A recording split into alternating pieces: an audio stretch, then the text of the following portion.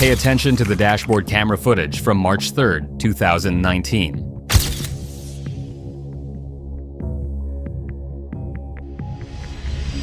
It's 11:47 p.m. on State Route 32, just outside Columbus, Ohio. A silver Honda Accord with a broken taillight. The kind of stop patrol officers make dozens of times every shift. Officer Benjamin Krueger has been with the Franklin County Sheriff's Department for 8 years. His partner that night, Officer Samantha Diaz, has 6 years on the job. Between them, they've conducted thousands of traffic stops. This one should have been routine. The Accord pulls over immediately. No hesitation. No attempt to flee. Everything about the stop follows protocol. Everything appears normal. Except it isn't. Krueger would later tell investigators he felt it immediately. Something was off. He couldn't articulate what. The driver was compliant. The vehicle registration matched the plates. The woman in the passenger seat sat perfectly still, looking straight ahead. But something was wrong. The driver's name is Neil Hutchinson. He's 41 years old, clean-shaven, wearing a business casual shirt and khakis. His license is valid. His insurance is current. He explains the broken taillight calmly. Happened earlier that day. He's planning to get it fixed tomorrow. His voice is steady. His hands don't shake. Now pay attention to the woman in the passenger seat.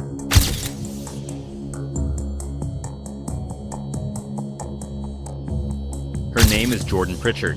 She is 19 years old. She attends Ohio State University, majoring in graphic design. She is supposed to be at a study group in her dorm. Instead, she is in this vehicle, on this rural highway, at nearly midnight. She does not look at the officers. She does not move. Her hands rest in her lap, fingers interlaced. When Diaz shines her flashlight into the passenger side, Jordan's eyes remain fixed forward. She blinks. She breathes. But she does not turn her head even slightly toward the window. Diaz would later describe it as watching someone who wasn't really there. The entire stop lasts 4 minutes and 22 seconds. Krueger returns the license and registration. He issues a warning about the taillight. The Honda pulls away, merging smoothly back onto the dark highway. Both officers stand by their patrol car for a full minute afterward, saying nothing. Finally, Krueger breaks the silence. He radios dispatch. He asks them to run the plate again. He can't explain why, but he needs to know more about that vehicle. The dispatcher confirms what they already know. The Honda is registered to Neil Hutchinson at an address in Hilliard, a suburb west of Columbus. No warrants, no priors, nothing. Krueger logs the stop in his report. Under notes, he writes 3 words. Something felt wrong. At 11:51 p.m., the Honda disappears into the night. Jordan Pritchard is still in that passenger seat. She is still looking straight ahead. Within 72 hours, a second traffic stop would reveal the truth. But in that moment, on that dark highway, the officers watch the taillights fade. They have no legal reason to pursue the vehicle. No probable cause. No evidence of a crime. Just instinct. Jordan Pritchard's residence hall advisor reported her missing at 9:30 a.m. on March 4th. Jordan had not returned to her dorm the previous night. Her roommate, Emma Vasquez, said Jordan left at 6:15 p.m. for a study session. She was carrying her laptop and a textbook on digital media design. She was wearing jeans, a gray OSU sweatshirt, and white sneakers. The study group confirmed Jordan never arrived. Her phone went to voicemail after 8 p.m. Her last known location, according to cell tower data, was the campus library at 7:03 p.m. After that, the phone either died or was turned off. Jordan's mother, Christine Pritchard, received the call from University Police at 10:15 a.m. Christine lived in Cleveland, 2 hours north. She knew immediately something was catastrophically wrong. Her daughter was methodical, careful, always communicated her plans. Jordan didn't just disappear. Columbus Police Department opened a missing persons investigation. Detective Robert Navarro caught the case. He pulled Jordan's social media accounts, her class schedule, her recent credit card activity. Everything pointed to a young woman living a normal college life. No troubled relationships, no drug involvement, No concerning behavior patterns. The last transaction on her debit card was at 6:48 p.m. on March 3rd, a coffee at a campus cafe. Surveillance footage showed Jordan sitting alone at a corner table, studying. She left the cafe at 7:01 p.m., walking north toward the library. After that, she vanished. What Navarro didn't know, what no one knew yet, was that Jordan Pritchard had been in police custody, or close to it, less than 5 hours after she disappeared. She'd been right there, in that Honda, during a routine traffic stop. The two officers who'd stopped the vehicle hadn't realized they were looking at a missing person. They hadn't known to be looking for anyone. They'd only known something felt wrong. The second traffic stop happened on March 6th at 2:15 a.m., Interstate 70, westbound, just past the Zanesville exit. Ohio State Highway Patrol Trooper Angela Morrison clocked the Honda Accord at 58 miles per hour in a 70 zone. Driving unusually slow on a highway at night is often a sign of impairment or mechanical problems. Morrison pulled the vehicle over. The driver was Neil Hutchinson. Same calm demeanor. Same cooperative attitude. License and registration handed over without hesitation. The passenger seat was empty. Morrison ran the standard checks. The vehicle came back registered to Hutchinson. No wants or warrants. She issued a warning about maintaining highway speed and sent him on his way. But Morrison, like Krueger before her, felt something she couldn't name. She noted the interior of the vehicle. Clean, almost sterile. No fast food bags, no coffee cups, no personal items visible. The back seat was empty, except for a folded gray blanket. Morrison logged the stop. Under notes, she wrote, "Driver seemed nervous despite compliance." At 8 a.m. that same morning, a detective in the Franklin County Sheriff's Office began reviewing recent patrol reports as part of the Jordan Pritchard investigation. Detective Navarro had requested any traffic stops involving young women matching Jordan's description in the 48 hours following her disappearance. The report from Krueger and Diaz appeared in the search results. Silver Honda Accord. March 3rd, 11:47 p.m. Female passenger, early 20s. Minimal interaction during stop. Navarro pulled the dashboard camera footage. The video quality was grainy but serviceable. Navarro watched Krueger approach the driver's side. He watched the license exchange. He saw Diaz illuminate the passenger side with her flashlight. Then he saw the woman in the passenger seat. She wore a gray sweatshirt, OSU logo visible on the chest. Her hair was pulled back. Her hands were in her lap. She never looked toward the officers.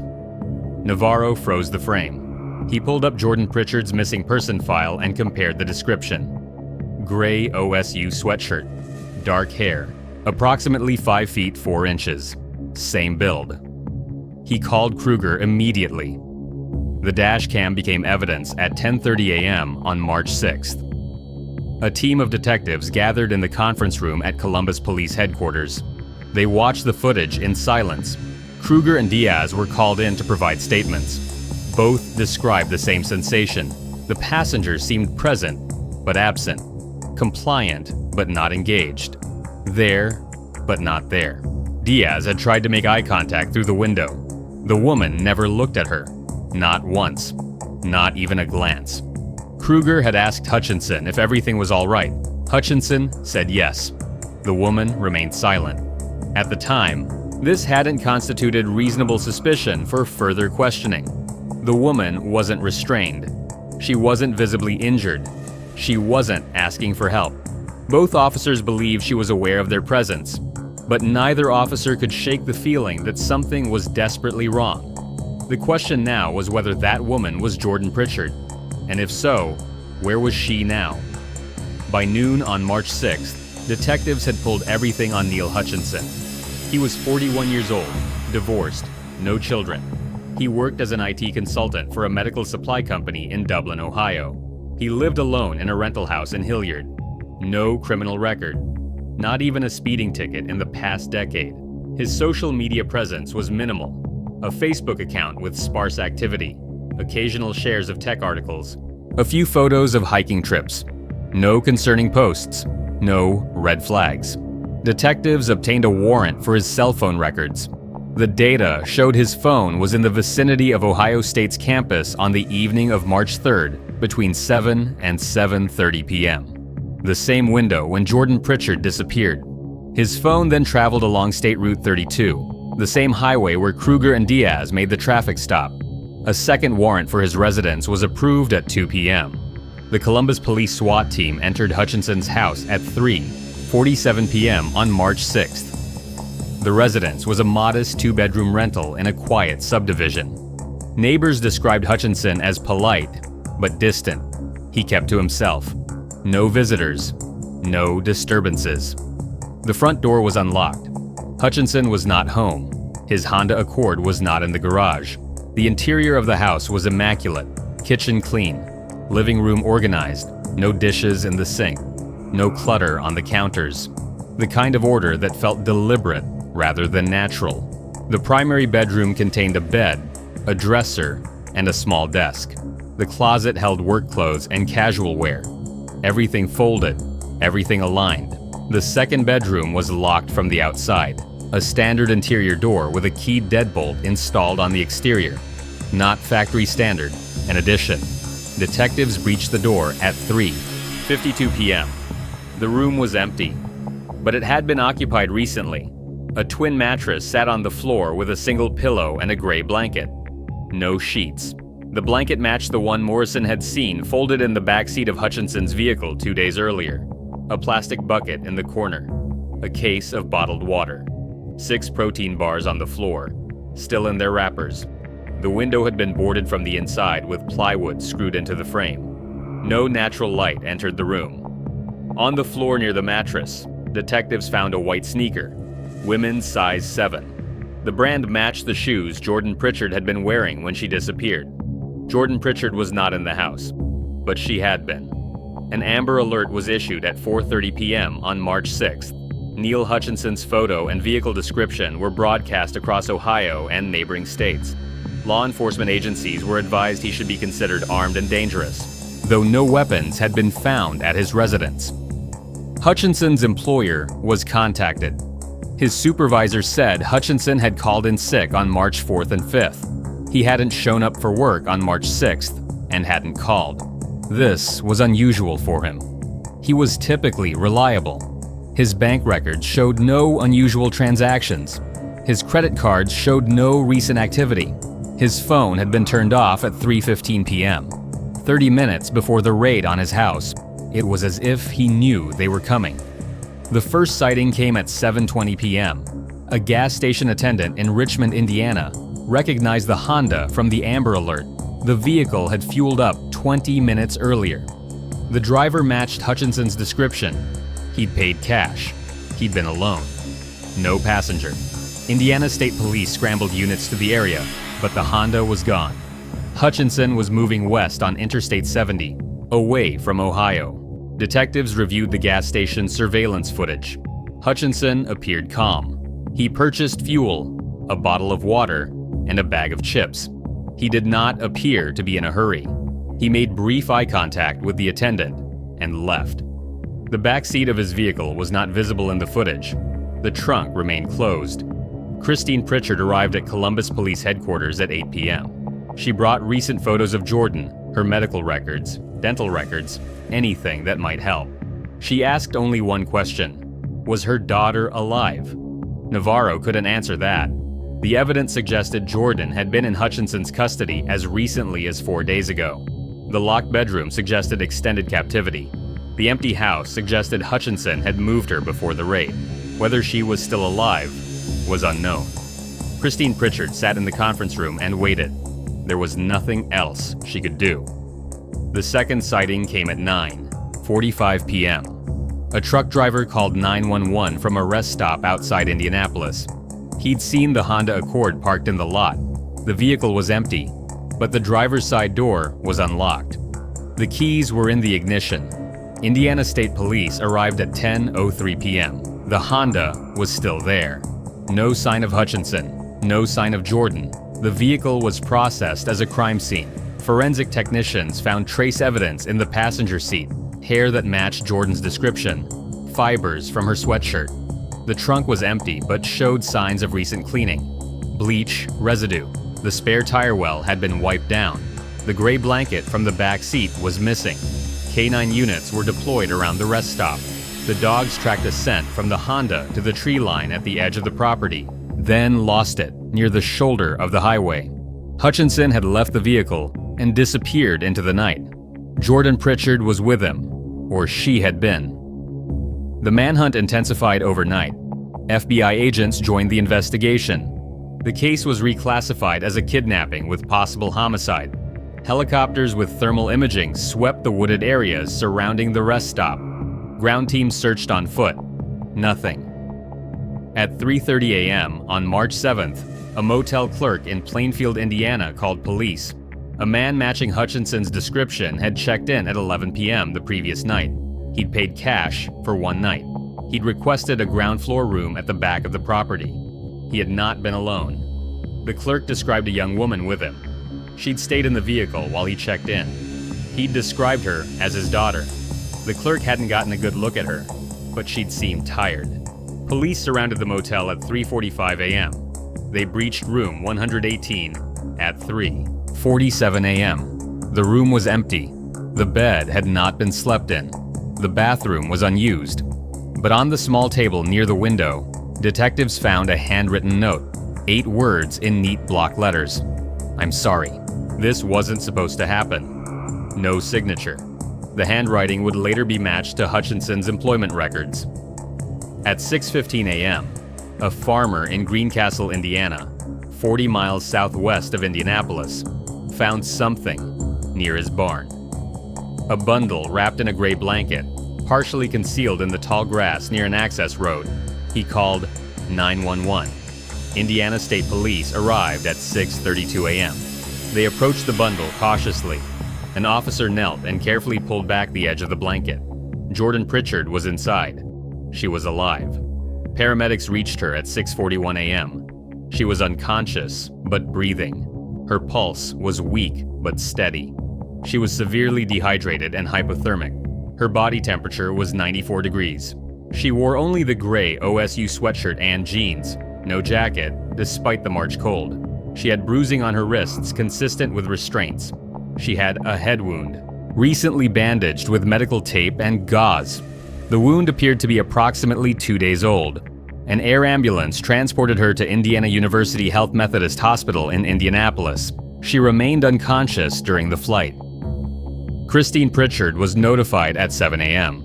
She was on a plane to Indianapolis within the hour.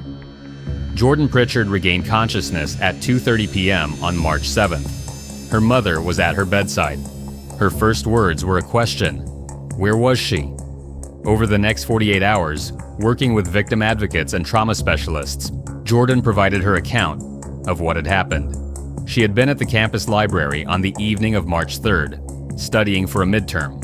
At approximately 7:05 p.m., she'd left through the north exit to walk back to her dorm. A man approached her in the parking lot. He said his car had broken down and asked if she had jumper cables. She didn't, but offered to call campus security for assistance. He thanked her and asked if she'd mind walking with him to his vehicle. It was just across the lot. She hesitated but agreed. It was a well-lit area. There were other students nearby. The vehicle was a silver Honda Accord. When they reached it, he opened the trunk and asked her to look at something. He thought the battery might be corroded. She leaned forward to see. She felt a sharp pressure against her neck, an arm around her throat. She tried to scream but couldn't draw breath. The world became dark and distant. When she woke, she was in a locked room with no windows. The man told her his name was Neil. He said he didn't want to hurt her. He said he just wanted company. He said if she cooperated, everything would be fine. She was held in that room for approximately 30 hours. He brought her water and food. He never physically harmed her beyond the initial abduction, but he installed a deadbolt on the outside of the door. He checked on her every few hours. He told her she couldn't leave yet. On the evening of March 4th, he told her they were going for a drive. He said the police might be looking for her. He needed to move her somewhere safer. He put her in the passenger seat of the Honda and told her not to make any sudden movements, not to try to signal anyone. not to speak unless he told her to. She was terrified. She was exhausted. She was disoriented. She didn't know if he had a weapon. She didn't know if he would kill her if she resisted. During the drive, they were pulled over. She remembered the flashlights, the officers approaching the vehicle. She wanted to scream, to run, to do anything. But she was frozen. She'd convinced herself that if she moved, if she made any indication she needed help, he would hurt her, or hurt the officers. She believed compliance was survival. The officers let them go. Jordan said she felt the world closing in after that. She'd been right there, with help feet away, and she hadn't been able to signal them. She'd been too afraid. Hutchinson drove for hours after the stop. She dozed in and out of consciousness, exhausted and dehydrated. Eventually, he stopped at a rest area. He told her to get out of the vehicle. She thought this was the moment he would kill her. Instead, he said he was sorry. He said he'd made a mistake. He said he couldn't keep doing this. He hit her once with something hard. She thinks it was a flashlight. Everything went black. When she woke again, she was lying in grass, wrapped in a blanket. It was still dark. She was alone. She tried to call for help, but her voice wouldn't work. She tried to stand, but couldn't. She lost consciousness again. The next time she woke, there were paramedics. Jordan Pritchard remained in the hospital for 6 days. She had a concussion, severe dehydration, and mild hypothermia. Physically, she would recover fully. Psychologically, the road would be longer. Neil Hutchinson was apprehended on March 9th at a truck stop in Effingham, Illinois. He was sitting in the restaurant, eating breakfast, when Illinois State Police arrested him. He did not resist. He did not speak. A search of his person revealed $800 in cash, a fake ID, and a bus ticket to Denver scheduled to depart that afternoon.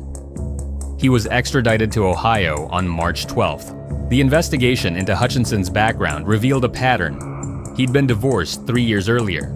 His ex-wife, Monica Garrett, had filed a restraining order citing controlling behavior and escalating surveillance. She described him as obsessed with her location, her activities, her interactions with others. The restraining order had expired 2 years ago. Monica had since remarried and moved to Florida. Detectives found no evidence of prior abductions or assaults. Hutchinson had no criminal history, but his computer revealed months of research, articles about disappearances, true crime forums, case studies of abduction investigations. He'd been studying how others had failed. He'd been preparing not to make those mistakes. Jordan Pritchard appeared to be his first victim. Whether she would have been his last was unknown. Neil Hutchinson was charged with kidnapping, abduction, felonious assault, and unlawful restraint. He pleaded not guilty and requested a trial. The dashboard camera footage from the traffic stop became central evidence. Prosecutors argued it showed a victim in distress, unable to signal for help. The defense argued it showed a woman who appeared calm and non-threatened. Officer Benjamin Krueger testified about the encounter. He described his instinctive feeling that something was wrong.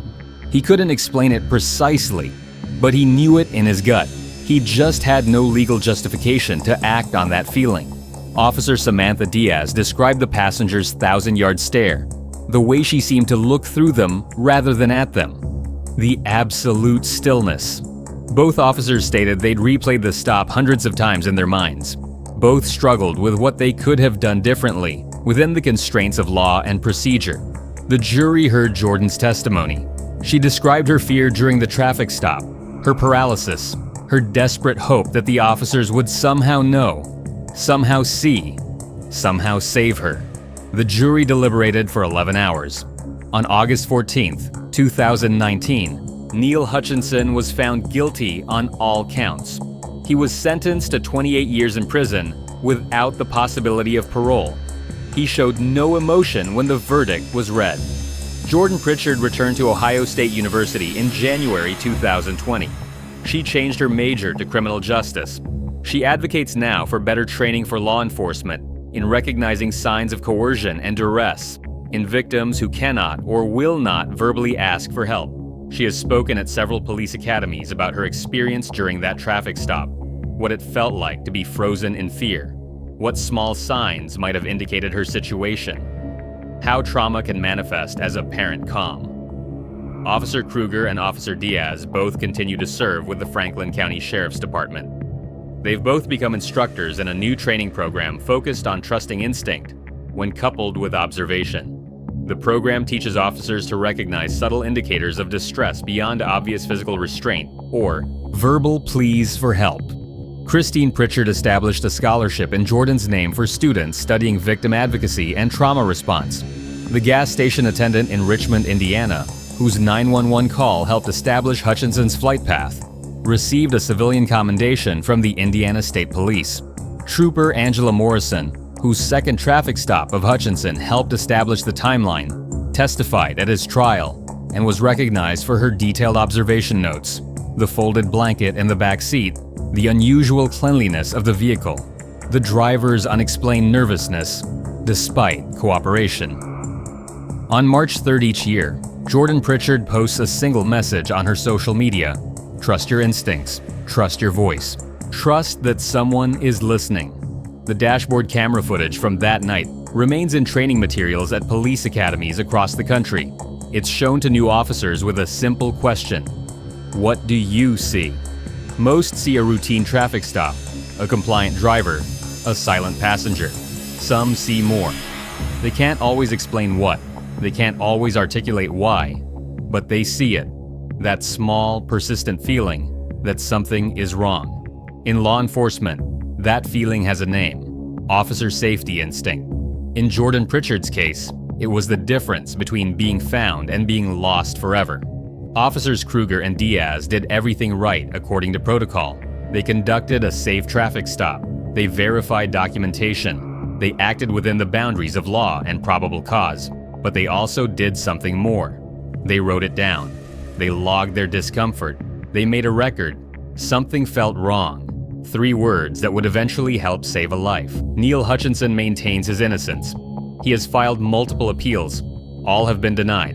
He is currently incarcerated at the Mansfield Correctional Institution in Ohio. His earliest possible release date is 2047.